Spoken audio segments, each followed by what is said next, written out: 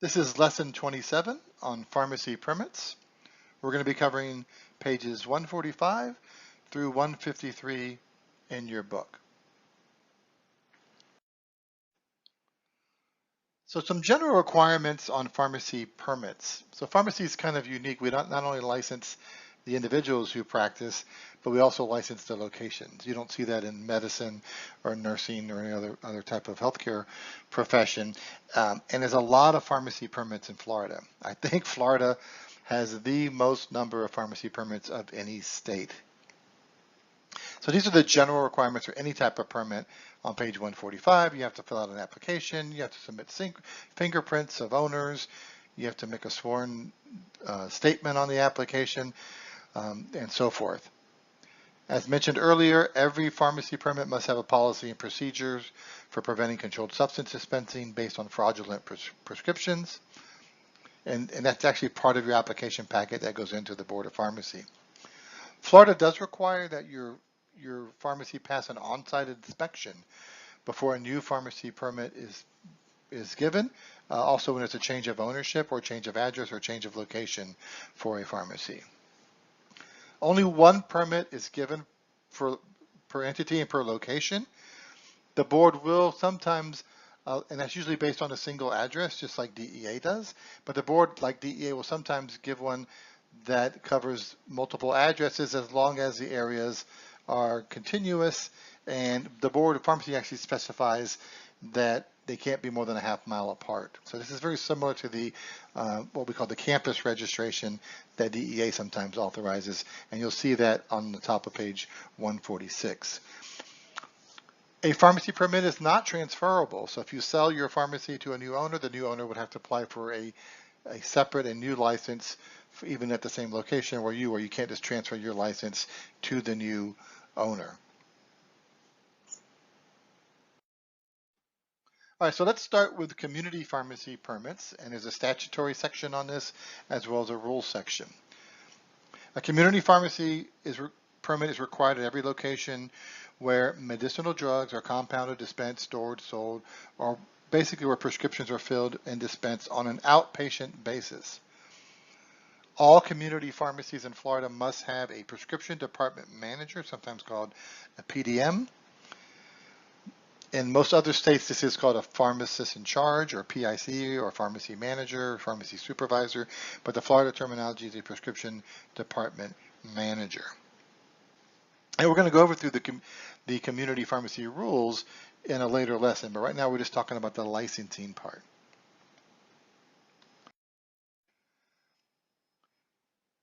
Florida also has institutional pharmacy permits, and there's quite a few different types of these. But in general, an institutional permit is for healthcare institutions that are going to have medicinal drugs, whether they're stored or dispensed or sold. Instead of a prescription department manager, institutional pharmacies have a consultant pharmacist of record. So we talked about what a consultant pharmacist was. Each institutional pharmacy must have a consultant pharmacist of record. The one big thing to remember about all institutional pharmacies is they may not dispense drugs to outpatients on the bottom of page 146 unless they obtain a separate community pharmacy permit.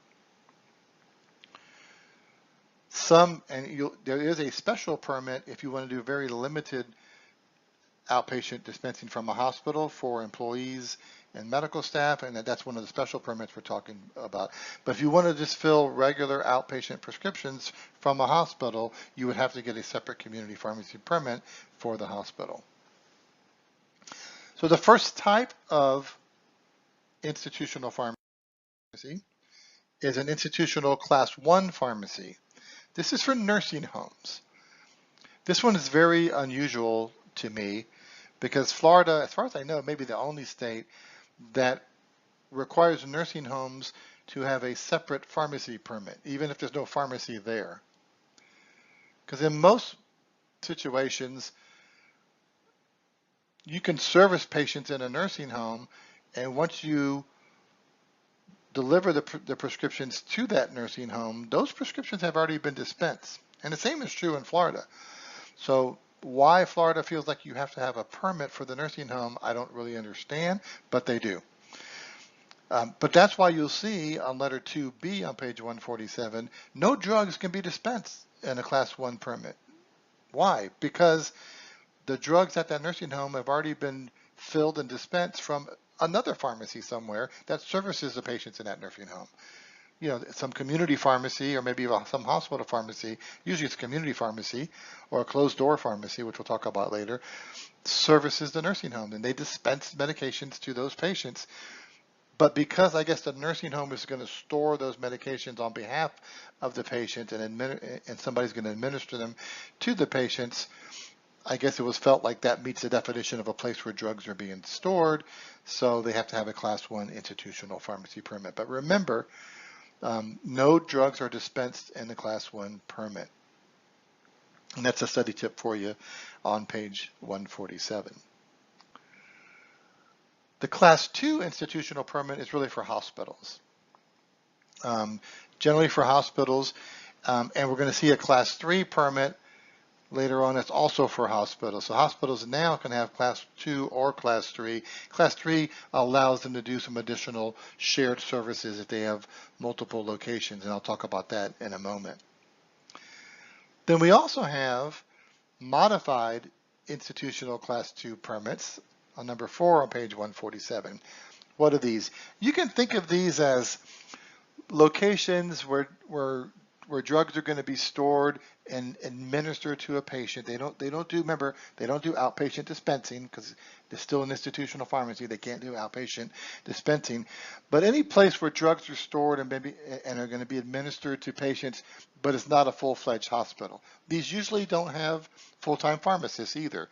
So places like freestanding emergency rooms, urgent care centers, outpatient surgical centers, a county health program maybe, prisons or correctional institutions also might get a modified class 2 institutional permit if they're not actually hospitals. If you turn over to page 148, you can see the general requirements. They don't have to have a full-time pharmacist at these modified class 2 permits, but a consultant pharmacist must go by at least once a month and make an on-site visit to check on the drugs and make sure the policies and procedures are being followed.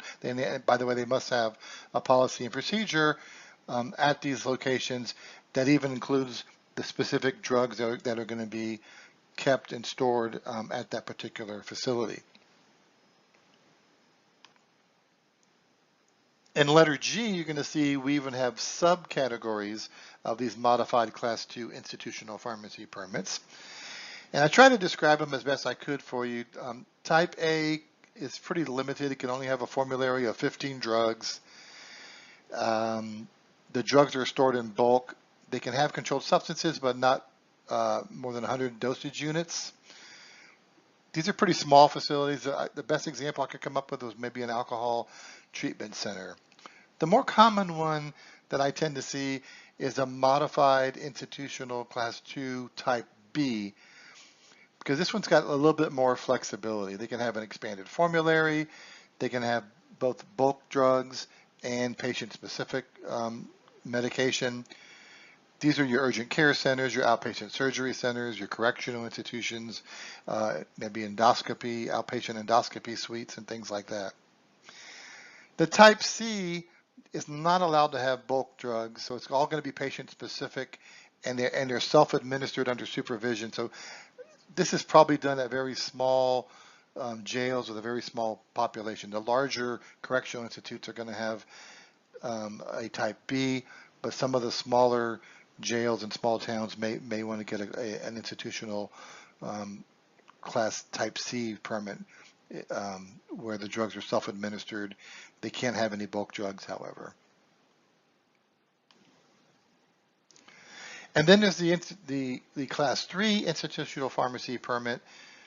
And as I mentioned, hospitals are either going to have either a class 2 or a class 3. What's the difference? Well, what happened was there were hospitals that were part of these big healthcare systems, and they wanted to consolidate some of their services and do some shared services, such as, let's say, unit dose packaging. They wanted to do it at one facility and then distribute those drugs to the second facility. And the ways the laws were set up, they weren't able to do that without being a drug wholesaler, and they didn't really want to be a drug wholesaler. So the laws were changed to allow a new type of permit, and they called it a Class 3 permit for hospitals. If they've got the Class 3 permit, they can dispense, distribute, compound, and fill drugs for affiliated institutions at a separate location. So that's what a Class 3 permit is. I think some of the larger hospitals you're going to find will have the Class 3 permit. Maybe a smaller hospital that doesn't need it will stick with the Class 2 for hospital pharmacies. Okay, turning over to 149, now we've moved from institutional permits, now we're going to have special permits. And the Board of Pharmacy has identified 8 special pharmacy permits that aren't necessarily community or not necessarily institutional. So these all have very, very specific rules. The first one is called the Special Limited Community Permit, and this is the one that a hospital would get if they're going to do any outpatient dispensing. And the only outpatient dispensing they can do out of a hospital with this permit would be for employees, medical staff, and their dependents. If they're going to just serve the general public, they would have to get a regular community pharmacy permit.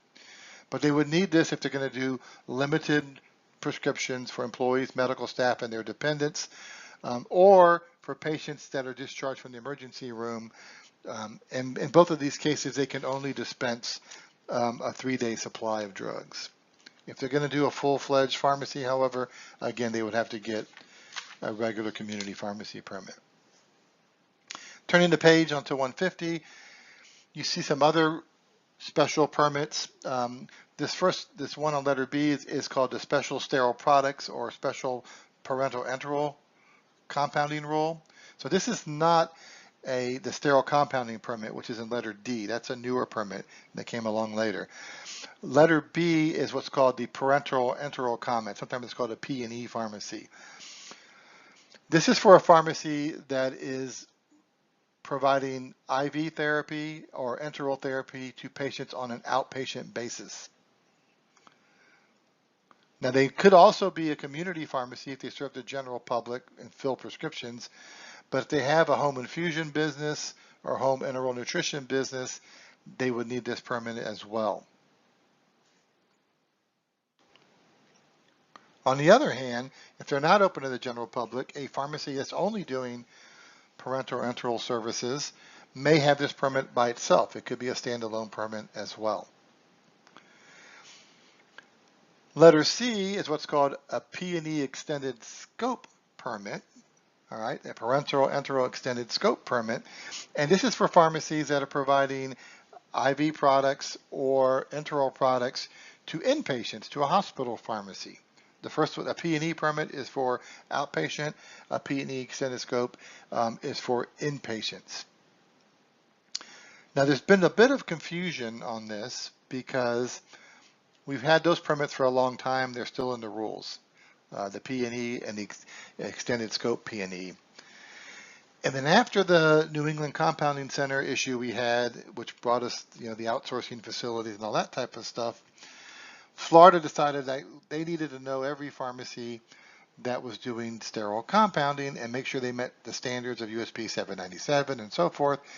And they came up with the SSCP permit, or the Special Sterile Compounding Permit.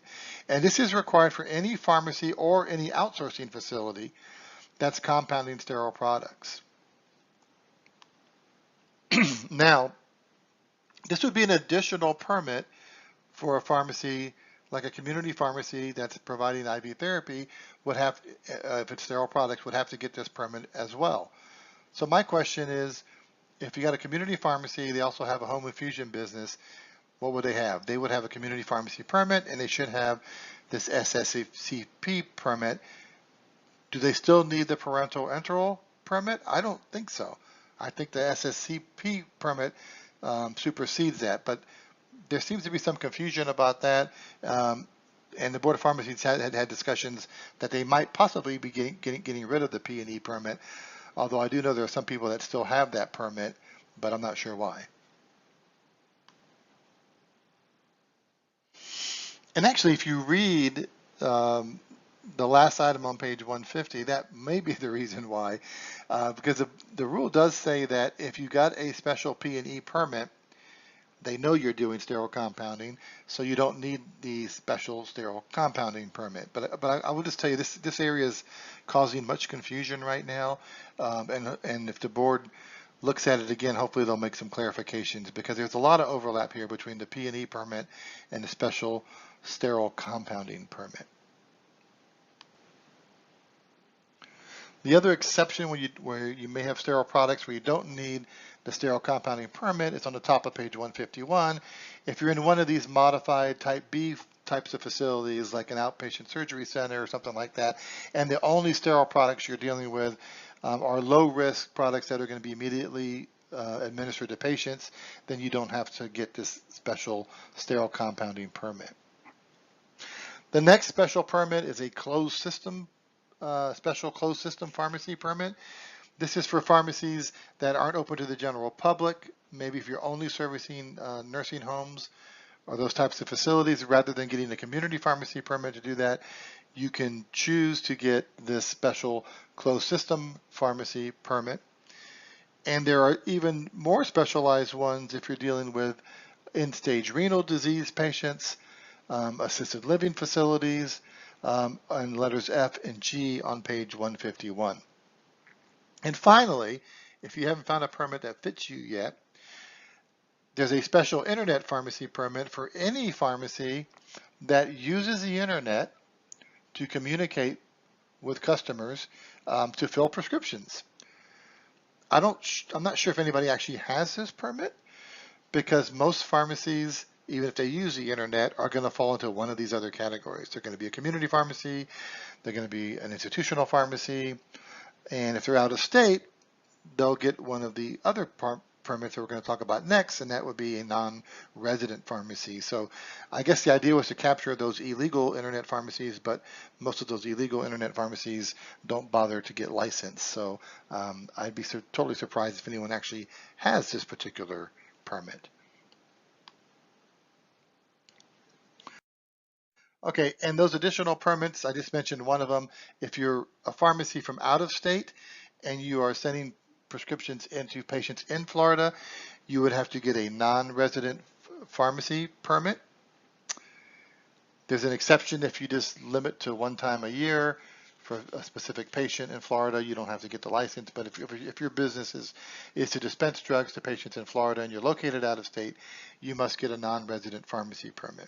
There's a nuclear pharmacy permit that we'll cover when we do nuclear pharmacies in the next chapter.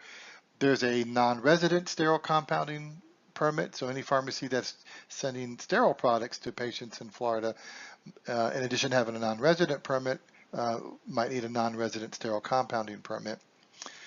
If you're a non-resident or out-of-state outsourcing facility servicing patients in Florida, there's a permit for that as well.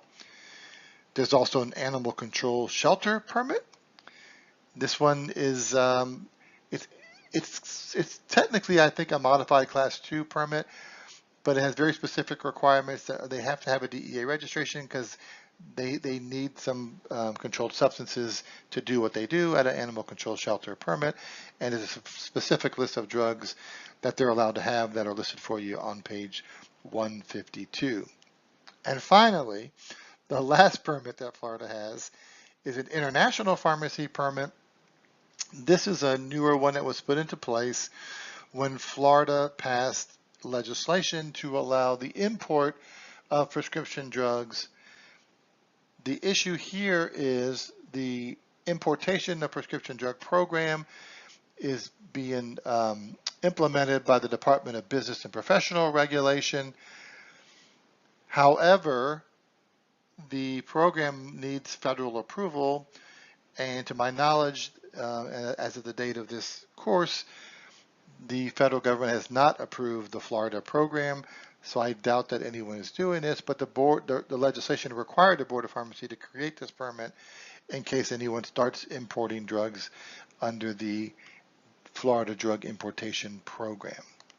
All right, lots of permits in Florida. Make sure you read that section several times, and hopefully this material will help you. That's the end of lesson 27. We'll start up again with lesson 28 on page 153.